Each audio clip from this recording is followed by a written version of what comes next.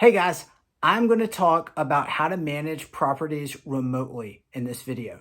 So I'm actually going to talk about how to manage short-term rentals and long-term rentals remotely.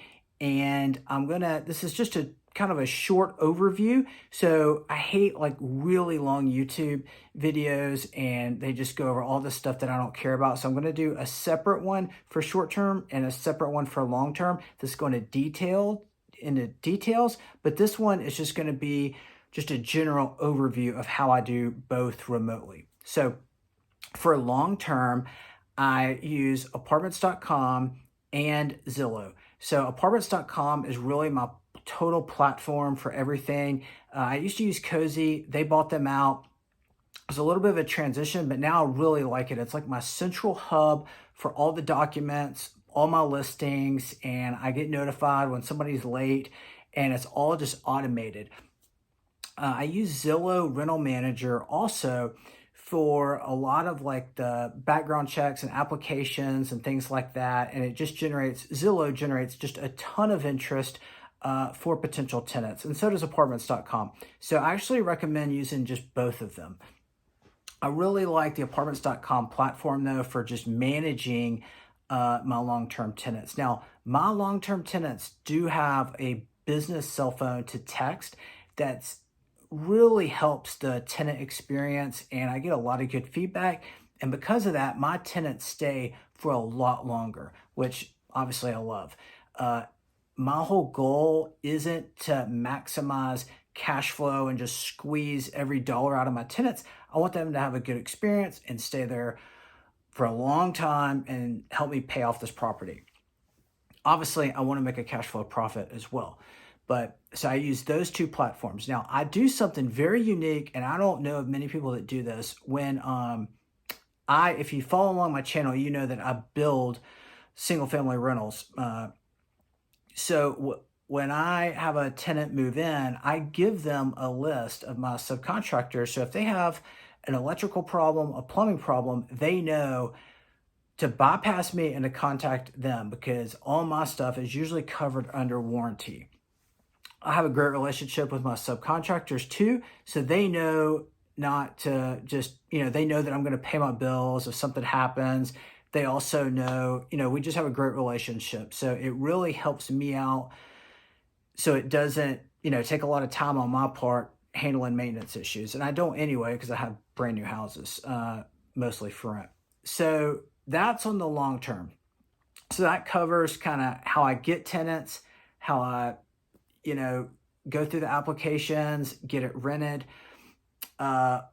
When I usually do, even though it is, how I manage properties remotely, I do like to kind of meet one-on-one, face-to-face with my tenants. I have hired people just by the hour, people I know, like other realtors, and I just pay them a fee to show properties for me if I'm out of town. So you do have that option as well. I'm kind of old school. I can't give that up. I do like meeting people still face-to-face, one-on-one. It's helped me dramatically just with the total relationship, kind of tenant-landlord relationship. So I covered maintenance, and so that's pretty much all you need to know for the long term. The short term is a little bit trickier because obviously there's Airbnb, VRBO platforms that I use to get tenants. I've done this both ways.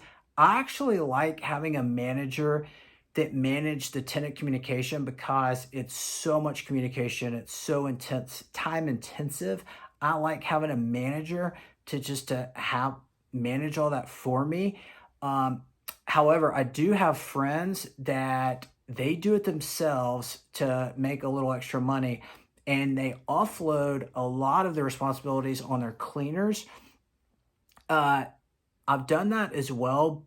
I don't like it because if there's ever a conflict between like your person staying at your cabin or house, your short-term rental, and your cleaner, you really don't know who to trust and things. So I like just having a manager that's an intermediary.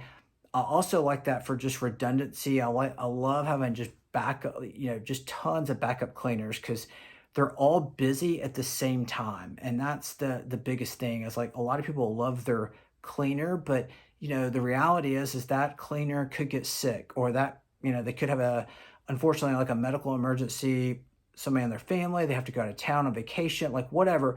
So even if you have just this cleaner that you love, you need multiple redundancies in short term. Same thing with my maintenance people. I love how I have always like three, at least two, if not three or four maintenance people, and just all kinds of things like that. And I give all, like, I have a big spreadsheet of like all my plumbers that I trust, all my electricians, all my handyman, and I give that contact list to my manager so they don't have to think or do any work. And they know, these people know me because I've built relationships with them. And that's how I manage remotely that way.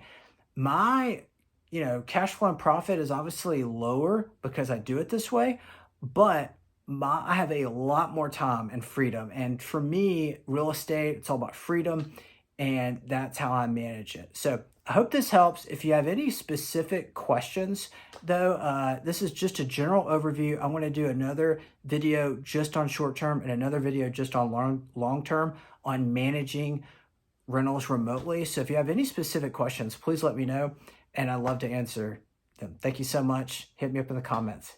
Like and subscribe.